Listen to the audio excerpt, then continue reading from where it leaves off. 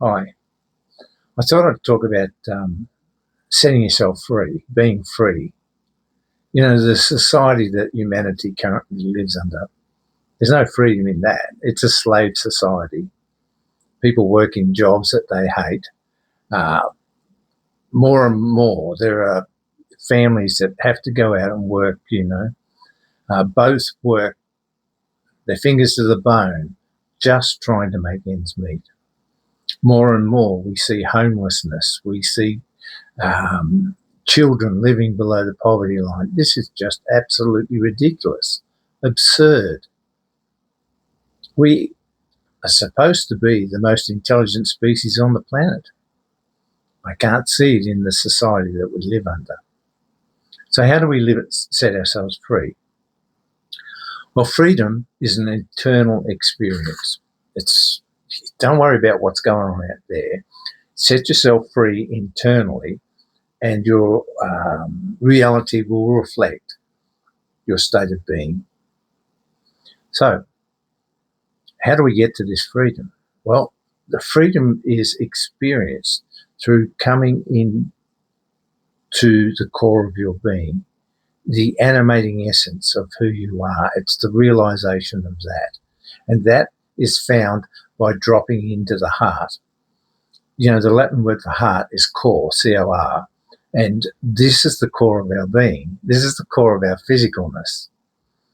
And it is a portal to the essence of who we are. And when we're living from that place, let me tell you, life is a completely different experience. So, how do we get there?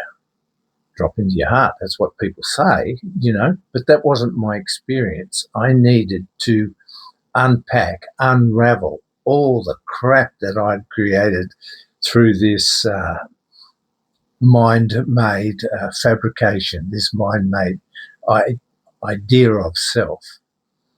So, okay, there's a few things we can do. So just practice feeling the beingness within you, before your breath, there's a beingness. Before all thought and all feeling, all action, there's a beingness. Take time out to experience that and help that to grow. Now, some of the things that get in the road of that in our daily life is the fragileness, the vulnerability of this mind-made identity. And the mind-made identity is made up through the physical, human experience. So thought is mostly our thoughts are stories about reality. We're living through an image. We're living through this thought rather than reality itself. So learn to watch your thoughts and pay no attention to them unless you want to, but realize that they are stories about life. They are not life itself. Now, I found Byron Katie to be extremely helpful in my journey. Particularly, she has these 4 questions and a turnaround, particularly the turnaround. So I strongly recommend that you look up Byron Katie and work your way through the questions and the turnaround. But let's just deal with the turnaround. So when we have a thought like, my wife hates me, we turn that around and we look for the truth in the turnarounds. So in turning that around, I would turn that around to, I hate my wife. Yeah, there's a truth in that. When I perceive that she's hating me, I don't like that. I hate that too, Another turnaround would be, my wife loves me. Well, I can see the truth in that. She did this for me and that for me, and, and the way we talk, etc., etc. I love my wife might be another turnaround. Yes, that is true. So it's about examining the thoughts that we come to be the observer of thought rather than getting caught up into its stuff. Okay, so another one is belief. we have adopted and we have been programmed with all these beliefs. Now, it is our programming and our belief that keep us from the essence of who we are. There's no belief in here. It's just simply beingness, just simply fullness. So belief, unraveling all the beliefs that we hold that block or that may cause us to be here rather than here. So how do we become aware of our beliefs? Well, lucky we've got an ally, and it's called life. Our life experiences will bring to us an event, an experience that people say could trigger you, will stimulate emotions, and those emotions are based on belief. They're based on the stories, right? On the unconscious beliefs.